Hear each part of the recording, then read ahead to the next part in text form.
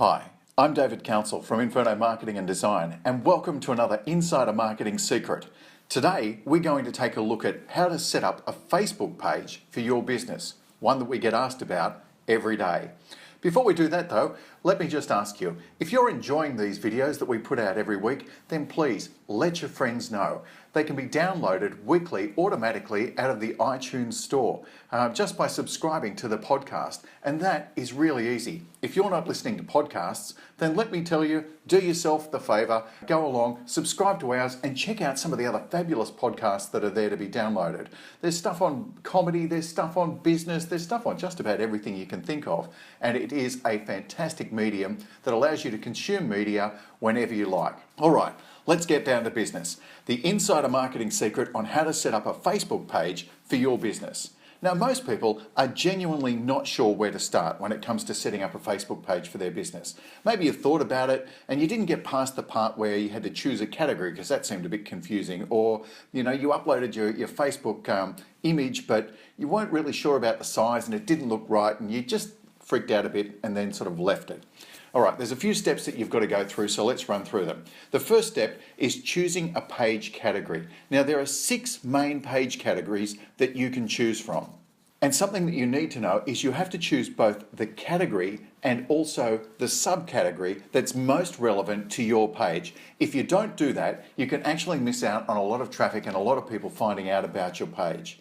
And I should also add that you can actually change your page's category whenever you like. It's not set in stone, so you can actually go and undo it if you find that you've placed yourself into the wrong category as you've been setting it up.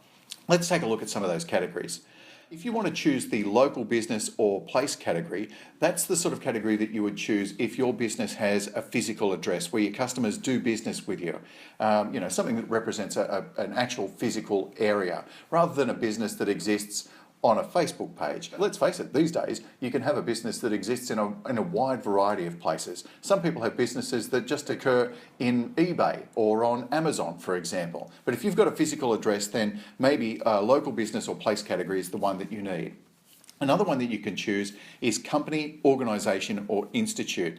Now this is when your business represents an entity that's not genuinely location based. So think about that one if you're going that way.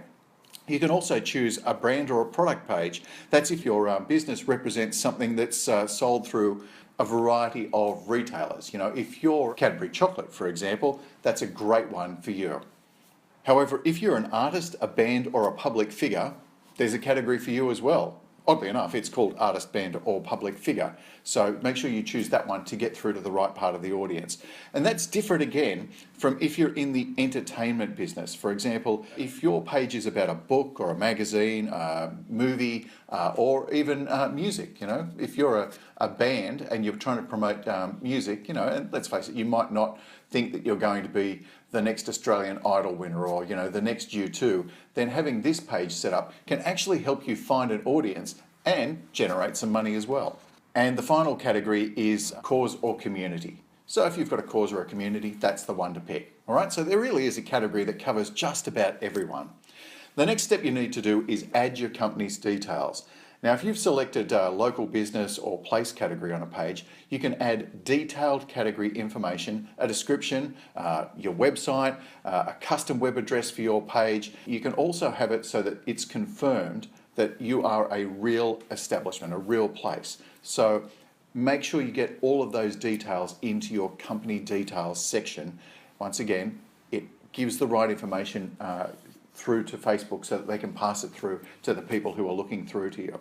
Now, after you've entered these details, you'll need to upload your profile picture.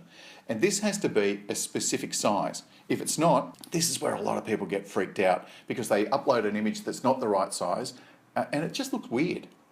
And you don't want your Facebook profile picture to look weird. So the size that you need to upload is 180 by 180 pixels. Now, if you don't know what a pixel is, when you think about a picture, every picture is made up of a whole heap of little dots. And each of those dots is a pixel. So it's 180 pixels wide by 180 pixels high. And any good photographic manipulating piece of software will allow you to do that. Of course, if you do run into trouble, and you need some help, then go and get some help. Talk to someone like us here at Inferno Marketing and Design, or whoever is a graphic designer that you work with, because they will be able to change the size of that photo so that it is exactly the right size for your page. Number 3 is edit your page settings. So after you've completed the wizard, it'll take you through to your Facebook page. Now, aside from any information you've provided in the wizard, your page will still be an empty shell. You know, it won't look like very much. Don't be freaked out, it's okay. Your page at this stage is automatically published, and that's something else that you need to know. But you've got a choice at this point. You can either keep it private so that no one can really see it, and you do that in your settings, or you can allow it to be published and just start adding stuff in. Personally, I would start adding stuff in. It's not like at this point you're starting to tell the whole world that your page is there. You're still adding information, because remember, from this point onwards, you can really be doing this step by step. So if you don't get to it in the first go, you can get to this in the next go. But you must go through and start editing your page settings. Now, you may also want to change your additional settings for your page. For example, when you post to your page, you need to know whether you're going to choose to post as your page or as your personal profile. I, in fact, run into this problem all of the time, and a whole heap of people say to me, yeah, every time I post, it comes up saying that it's the company that's posting. I want it to say me. Well, this is where you change that piece of information.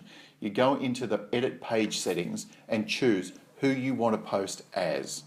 Under the notifications section as well, you also need to decide when and how you're going to get notifications from your Facebook page. Once again, you can change this at any time that you like. Some people like to know straight away. For example, my wife likes to know as soon as someone's posted something, she gets a notification. I, on the other hand, am getting notifications from a whole heap of stuff. It takes up too much of my time to be interrupted by that sort of thing, so I don't have a setting that shows it to me instantly. You can add other people into your Facebook page as well, under specific tasks or specific page roles. Everyone doesn't have to be an administrator. So you can have it set up so that certain people can do certain jobs on your Facebook page and can't affect other things. And that's great as well. Gives you a bit of security against, the wrong information getting changed on your page. I should also add, if you didn't set a preferred page audience when you're setting your page up, you can also do that from your page settings. And once again, you can go back and do that at any stage. So if you've skipped that part, because you thought, oh, I'll get to that later, or, no, gee, I don't really understand that, then don't forget, go back, do it later, so that you make sure that you have a preferred page audience set up. It will actually be helpful at different times of your Facebook page's life. Now, the number 4 thing to do when setting up a Facebook page is to create a cover photo. So when you return your page, you'll notice that it's mostly empty at this point. So the first thing you're going to want to add is your cover photo, and this cover photo needs to be 851 pixels wide by 315 pixels tall. Now, the cover photo is the main photo when you go to your Facebook page that appears across the top of the page. And you should change this one a lot. You can put products there, you can put pictures of your business there. You'll see a lot of people in your timeline. It will tell you when friends have updated their cover photo. So this is a good one to just keep reminding people about you without having to actually put up a post. You can change your cover photo, but it must be 851 pixels by 315 pixels. So 315 pixels tall, high, by 851 pixels wide. And that picture should be, really representative of your page, your page's culture, your company's culture, that sort of thing.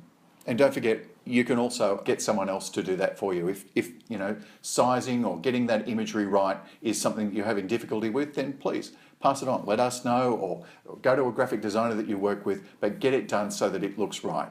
After all, you wouldn't put a window display into your business that looked cheap and half, done, so don't put it on your Facebook page. The 5th thing to do is to update your About information. You'll find this under the About tab, and depending on the category that you've selected for your page, you'll have specific information to fill out. For example, if you've selected the local business or place page, you'll have information to fill out what the long description is for your page, and equally what the short description is for your page.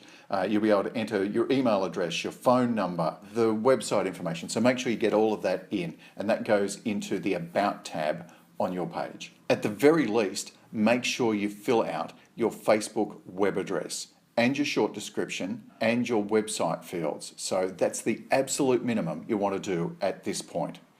The sixth thing you want to do is add a call to action button. Now this is a customized button.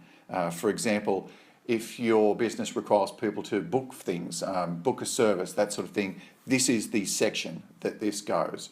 So make sure you get that call to action button in there. It could be as simple as a contact us button, but you want to get that in there to make it easy for people to get a message from your Facebook page to you directly. And the seventh and final thing with setting up a Facebook page that you must do, and honestly, this is an absolute must, is put some updates in. Populate it with some messages before you start telling people that your page is out there, so that they don't go there, look at your page and go, oh guys, these guys have never posted or anything, or there's only one post here. Oh, I don't know that I need to be engaging with them. Get a few posts up there so that people start to get a feel for the sort of thing that you're likely to be talking about on their Facebook page. And please, whatever you do, don't just put a whole heap of call to action messages up there about buy this, do this now. Otherwise, they'll just look at it and go, oh, all this guy talks about is how he wants to sell stuff to us. So make sure you don't do that. Get information up there that's going to be valuable to your customers, because that's what you're trying to do, is use Facebook as a method to encourage the relationship between your business and them.